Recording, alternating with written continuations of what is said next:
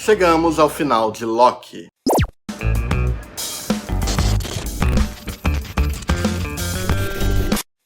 Olá, olá, olá, bom dia, boa tarde e boa noite. Está começando mais um Cine Tavão e eu sou o Tavão, como sempre.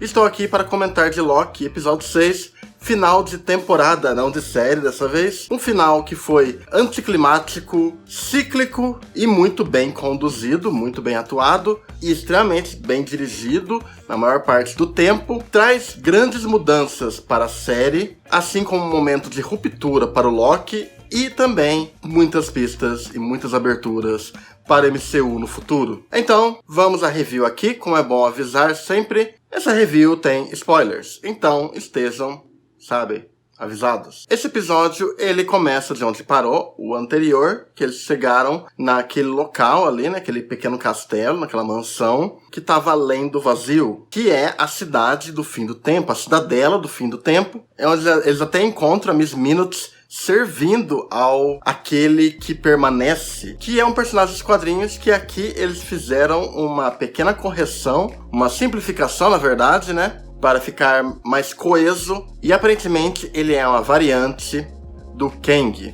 Mas isso é algo que só quem leu percebe. Ali, ele é um personagem que está ali para trazer respostas, introduzir o público na mitologia, além de apresentar uma escolha que coincide com os arcos da Sylvie e do Loki. Claro que antes de tudo isso houve um grande momento, já que esse episódio abriu com os áudios, de frases dos Vingadores e até de acontecimentos históricos do mundo real. Tudo isso em overlooping, uma voz por cima da outra, e mostrando um monte de cosmos, toda uma estrutura psicodélica. Sabe aquela psicodelia que você queria ter visto no Doutor Estranho? É essa. Tá aqui. Eu fiquei feliz porque provavelmente eles vão começar a ser mais psicodélicos, a Marvel.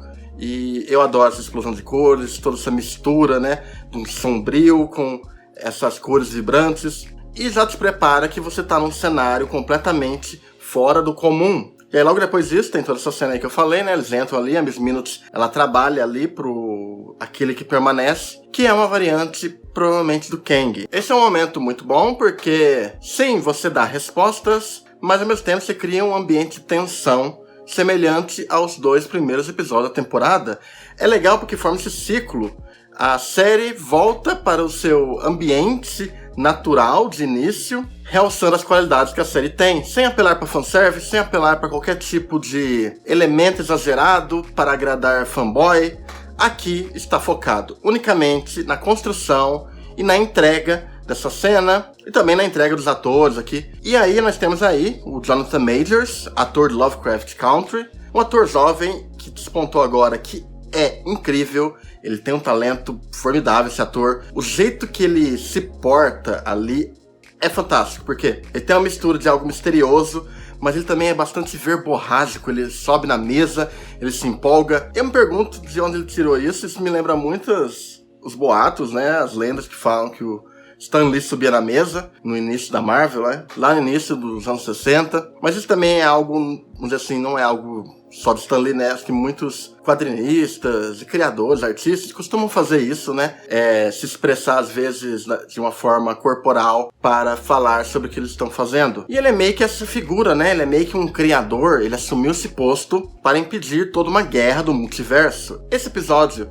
nos traz um contexto. A gente entende que apenas 50% do que foi contado ali na TVA, ali pela montagem em 2D, do primeiro episódio, é real. A outra metade era mentira. E aí eles têm um grande dilema. Ou eles matam essa entidade, ou eles tomam o lugar dele, porque ele está pretendendo se aposentar. Porém, se eles matarem ele, outras variantes dele irão invadir aquele lugar, e logo toda a linha sagrada do tempo será desfeita, e então teremos um multiverso caótico, cheio de linhas temporais confusas, porque tudo ali segue uma mesma linha. A AVT organiza todas elas dentro do mesmo estado da linha sagrada, tudo segue o mesmo caminho, com pequenas diferenças só. E é nesse dilema que a Sylvie e o Loki se desentendem, porque o Loki acha melhor, para a segurança de todos, eles tomarem o poder e manterem a organização fascista, burocrática, corporação muito louca, cósmica. E a Sylvie quer acabar com tudo, ela tem muita dor, né? Ela foi quebrada, ela foi destruída a sua vida. E aí é um ponto onde a Sylvie desconfia que o Loki quer por motivos egoístas o trono. E é esse o ponto que o episódio me deu um up muito grande. Por quê? Seguinte, o arco do Loki na temporada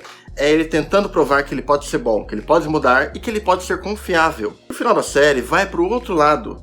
Ele tenta mostrar o seguinte: tá, ele pode ser confiável, mas isso quer dizer que as pessoas vão confiar nele? E outra coisa, ele estava se apoiando totalmente nessa relação com a Sylvie, que eu não acho que era correto ele mudar por conta dela. E aí, eis que o roteiro brinca com isso, subverte isso. Ele não muda por causa dela. Ele está buscando ela por uma carência que ele tem. Vê como as coisas se encaixam ali? Quando eu achei que a série estava indo para um caminho que seria óbvio na relação dele com a Sylvie, eles viram isso do avesso para nos revelar que ele não vai mudar por causa dela, ele tem que mudar por si mesmo, e mesmo que ele mude, isso não quer dizer que as pessoas são obrigadas a confiar nele só porque ele mudou. É sobre esses detalhes que eu falo que a série acerta muito bem no roteiro, porque não é que ela seja completamente imprevisível, algumas coisas você espera que aconteça mesmo, mas são esses pequenos detalhes, esse controle de estrutura, as expectativas que a gente tem em uma série de Loki, como eles limitaram o personagem, como traçaram o arco de uma forma bem diferente do que eu achei que ia. Eu achei que ia ficar ele de parceiro do Mobius a temporada inteira, e no final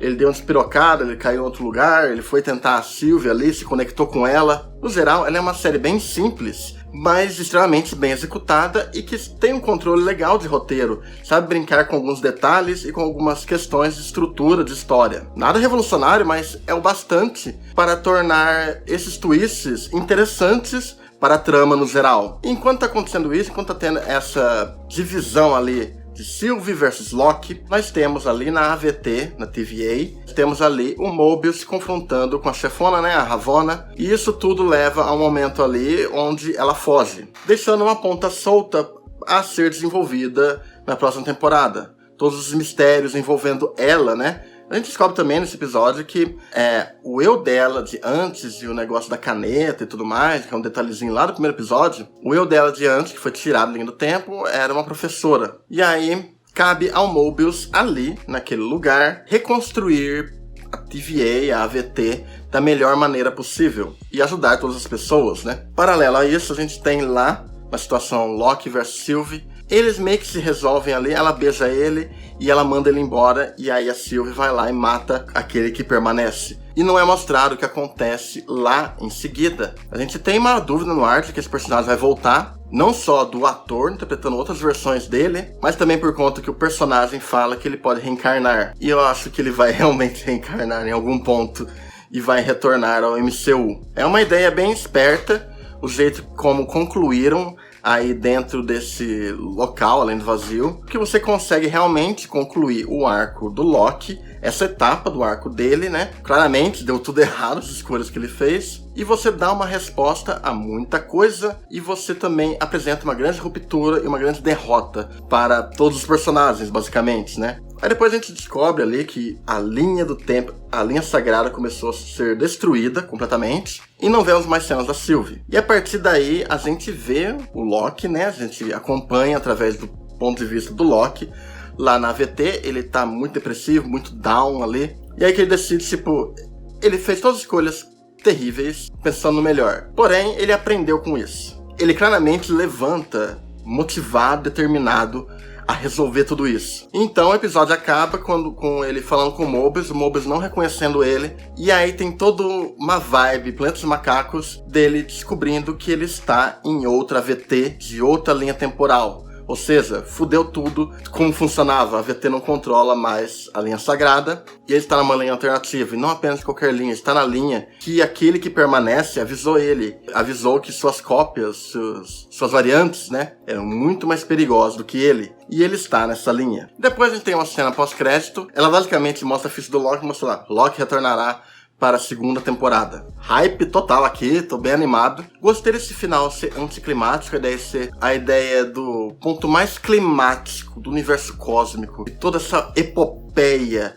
temporal é uma longa conversa, onde você valoriza o Jonathan Majors, né? É muito mais sobre as expressões dele, a figura dele, do que como eles reagem a ele. É uma escolha que a direção fez, aí vai de cada um gostar ou não. Eu acho que é bem conduzido e mantém um clima de tensão semelhante aos 2 primeiros episódios, e depois fecha alguns arcos nesse local, além de, ao mesmo tempo que estabelece questões do season finale e questões para onde que vai o Loki, agora que ele aprendeu muita coisa, agora que ele tem que resolver tudo, e agora que tudo fudeu, basicamente. Além de ter todas as questões, também funciona como semente do MCU para o futuro. É uma mão de 2 vias, vamos dizer assim. Funciona para os 2 lados. É diferente de Falcão Soldado Invernal. Parece muito uma preparação para o Capitão América 4 no final. Ou o próprio WandaVision, que parece muito um background para Wanda, que será usado depois pelo Sam Raimi, né, em Doutor Estranho, no Multiverso da Loucura. Eu acho que as escolhas que foram feitas aqui são muito boas,